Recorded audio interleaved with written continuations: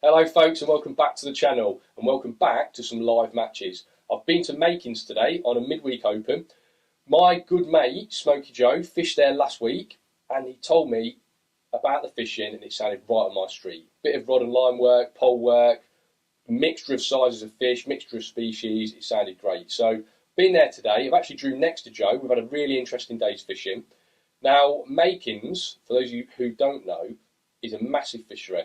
It used to be one of the places to go in the country, probably 15, 20 years ago. But it's just took a bit of a backseat for other venues. I think that's going to change. We've got a new fishery management team there now, new owners. They're putting mountains of work into the place. They're restocking lakes, changing lakes around totally. I think it's going to be one of the places to go in the next year or so. Honestly, I definitely do. Now, I've been on Lake 4 today. I've filmed the match on my GoPro. I'm going to narrate through the match so you get a feeling of what I'm doing and how I'm feeding the peg and fishing the peg. But also, I'm going to dive in because I've made a few mistakes today and I'm going to let you know throughout the course of this little video what those mistakes were and how we could rectify that for next time. So, next time you're going to hear from me is on the bank. If you like this sort of thing, think about subscribing. Enjoy the video. Welcome to Makins Lake 4.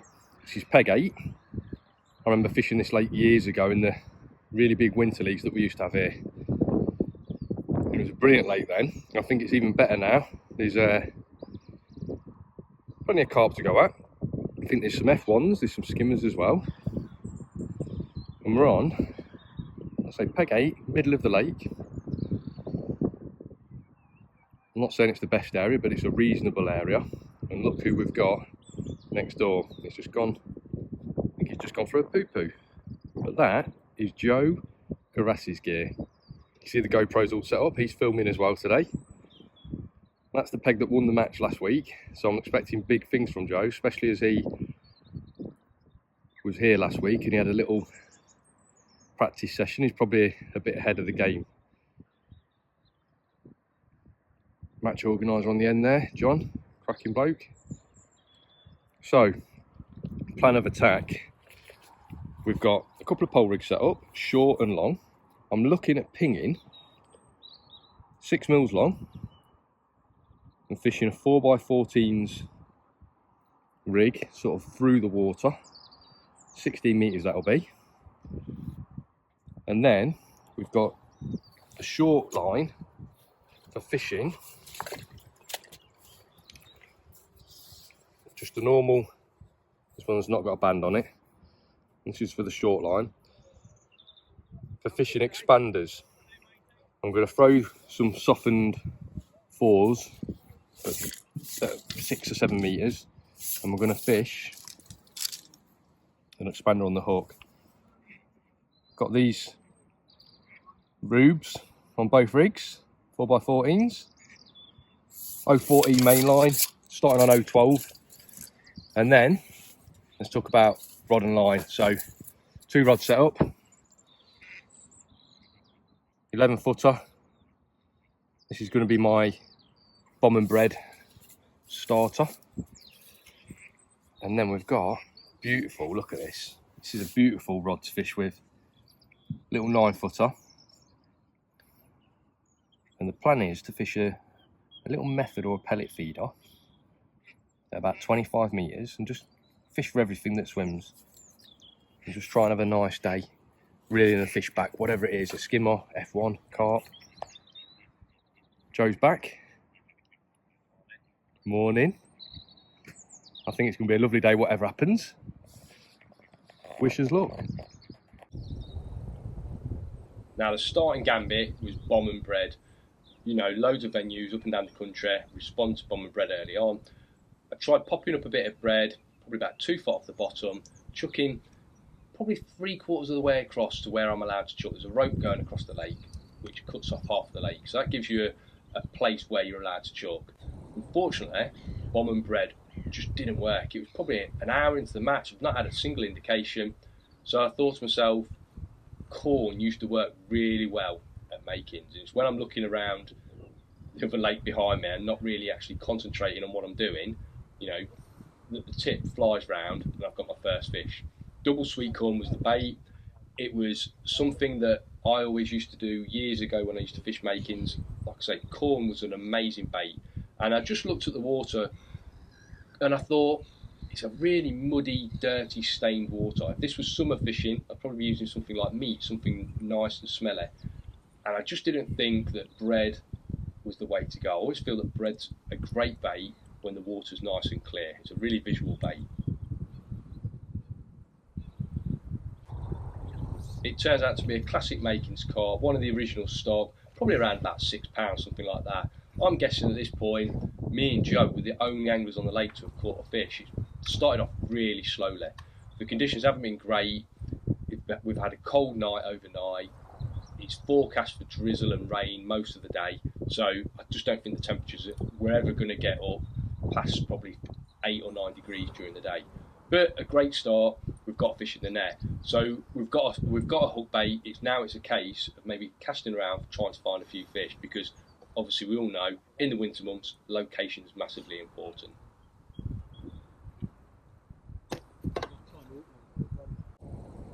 Now, how about this for a bit of luck?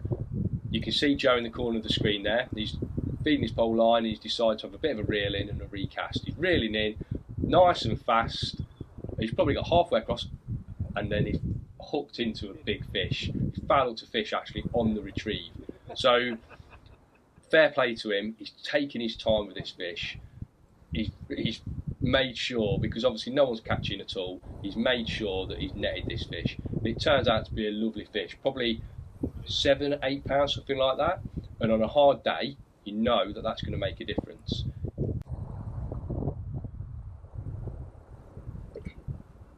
We're back on the bomb line and we've got another fish. Not a big fish. Now, we've been feeding that pole line all the time. I've had a couple of casts on the shore feeder, just put a little bit of bait there at 20, 25 metres, something like that. So there's another line for me to drop on later on in the session. But I think I'm going to do the damage later on in the pole swim. That's what's going through my head at the moment. If I can tick over, catch a few fish on this bomb towards the middle of the lake, then go onto the pole, I think that's going to be the way to put a net full of fish together. But action is slow on the bomb. We're not getting many bites at all. And this fish is out of the blue. The tip's just gone round and we've got another fish on.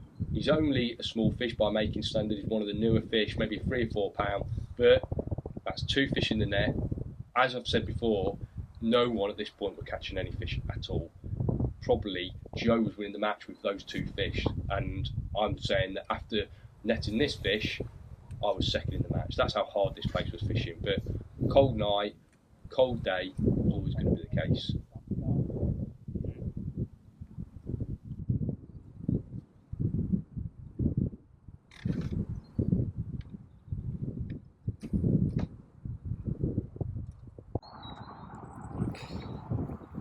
Let's have a mid-match update, because not a lot is happening.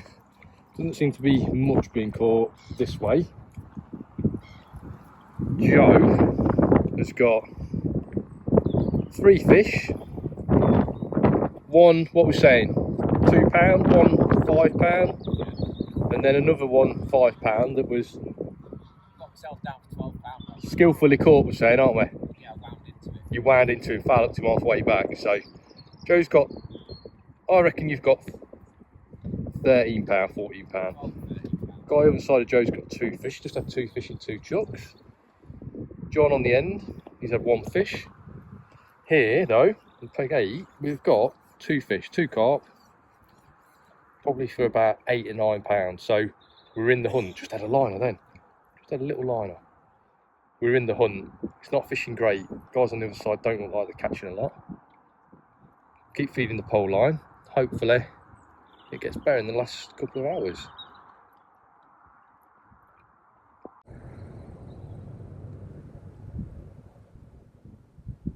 After a couple more chucks on the bomb with no indications and no sign, Joe was struggling as well, fishing out towards the rope. I decided to chuck my pellet feeder out, see if I can catch a few other fish. I know there's loads of F1s in this lake, there's loads of bream and skimmers, and if I could have a little spell, maybe an hour, 2 hours catching fish like that, you're going to put a weight together. It looked like a really tough day all round. There's guys to my left fishing for silvers, and I felt that if I could just get a few bites together, whilst feeding a little bit of bait. You never know what's going to happen later on in the session. So a little pellet feeder was my plan, and it wasn't long before we've got our first fish. Now, as always, I always take my time in the winter with my fish. I've got a really soft rod. It's a 9-foot rod. It's high S from Free Spirit. It bends right to the butt. So even if I hook a small skimmer or a small F1, I'm really confident I'm not going to pull the hook out.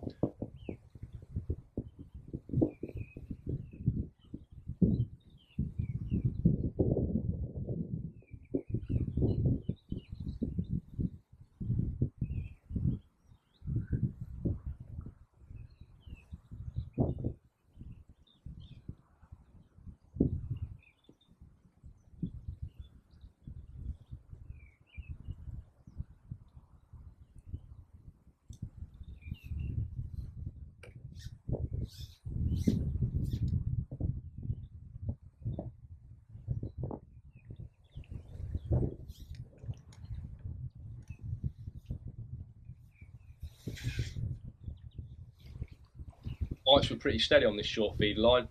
Every 5 or 6 minutes I'd be attached to a fish. Not big fish, nothing over £2, but great weight builders. And at this point, Joe, who was my barometer for the whole match, because obviously he's a fantastic angler, fished it the week before, he's on a reasonable peg, he's probably leading the match at this moment in time, he wasn't catching many fish at all. So I was putting fish in my net, building a weight, whilst Joe was struggling, which I think that was really important. Now, even though I was catching fish on this short feed line, I knew that to have any chance of winning the match, I needed to start catching on a pole. Joe had just been out and caught his first fish on the pole, which made me think that those fish were coming in, feeding on the pole line. So it's time for a look myself. We've probably got an hour of the match left now, so it was going to be a last hour onslaught on the pole, sort of make your bed and make that pole line work. Now, I've been feeding pellets over the top all day, and I've been fishing a light-ish rig through the water. Fishing a 4x14 rig, strung out in the bottom third of the rig, just to capitalise on those fish that are sitting maybe just off bottom. Maybe those fish are watching that bait fall, maybe they'll take it as it hits the bottom, but we're fishing that bottom third of the swim. Now, first fish on the scene was a small skimmer, probably about £1.5 pounds. Then, next put in, we're attached to something much bigger. I'm only using a light elastic, a number 12 elastic. It's deep water, but I felt that by using a puller bung with the light elastic, I've got a better chance of catching those skimmers and not pulling out of those smaller species.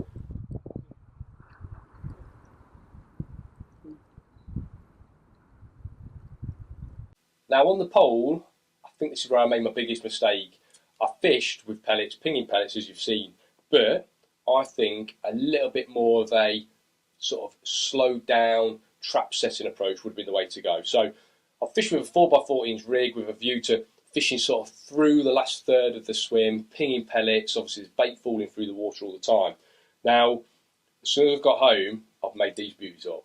4x18s, they've got an Olivet, they've got 2 droppers. I'll peel one off for you. And I think if I'd have fished sweet corn, obviously it worked on the bomb, it worked instantly on the bomb. One of the ways we used to fish makins years ago, granted probably before pellets were becoming so popular, was to tap in some sweet corn or big pot some sweet corn in. Didn't matter, you know, feeding on the day, it was depending on how many fish were feeding and how hungry they were, whether it was 6 grains or 20 grains or half a pot full, you know, you had to wear that on the day. But you'd pop that in and then you'd sit there nice and still with a single or double grain of corn over the top, wait for a big fish to come in and hoover the lot up. I think that would have worked fantastically today. So, let me just show you the rig that I've made up for if we're on the lake next week. Might be redundant now, but really simple rig. I've got my Olivet, hopefully you can see that there. There is a 0.7 Olivet. I've got a couple of little trimming shot above the Olivet. I've got 2 number 9s below to lock it, a number 9 there, and then I've got a number 9 just above the hook length loop. Important there, there's quite a bit of space between the Olivet and the last dropper. It's 8-inch intervals. I've going to use an 8-inch hook length for this. Probably lay 2 inches of line on the deck. Want to keep everything nice and still. Main line's 016. And we've got 4B18's float. Nice thick bristle. I can leave loads of that showing, so I'm not lifting at little tiny dinks or anything like that. Literally, when a big fish comes in, he sucks in my double grain of corn or single grain of corn. I'm going to get one positive bite. Whack, hopefully he's on. I think that's going to be a nice, simple way of catching some big fish on the pole if we return. Now, despite trying really hard to make that pole line work, both Joe or myself couldn't get it going. I actually only had one more fish going into the last 5 minutes on the pole line, a fish of maybe 6 or 7 pound, a great fish to end the session on, but we just knew that we hadn't got enough weight to trouble maybe a couple of guys on the far bank. Joe had struggled as well late on the pole, and I think we've made a couple of mistakes. Could probably do things a little bit different for another session, but hopefully we're on that lake next week. So my prediction is Joe has got 35, 36 pounds. What we said, Joe? 31 you said, didn't you? 31. I think I've got about 32. So if our predictions are right, I'm just ahead, but I think Joe has underestimated his weight massively. He's had some big fish. One more carp than me, but big. Nowhere near as many silvers though. Will that be the difference? Nearly 40 pounds, I reckon, isn't there? I'll do Joe this. There we go. 37.3. Tense on it, Rob, at the end. It's like Done me. tense. Told you you've done me. £33, 12 ounces was my final weight. A tough day on the bank, but I'm expecting as the weather warms up, things will just get better and better at Makins. Those bigger fish will start feeding. And you know what? That match today was a lot of people's. £55 won it, Sean Weed on the far bank. But I'm saying quite a few of us were in that match today. I love it when the weights are reasonably low and everyone feels like they've got a chance. I love those sort of matches. So I hope you've enjoyed this style. Any comments below are greatly appreciated. If you fancy subscribing, there'll be loads more live matches coming up. I think that's a really good way of pushing the channel forward in the future. Until next time, folks, tight lines.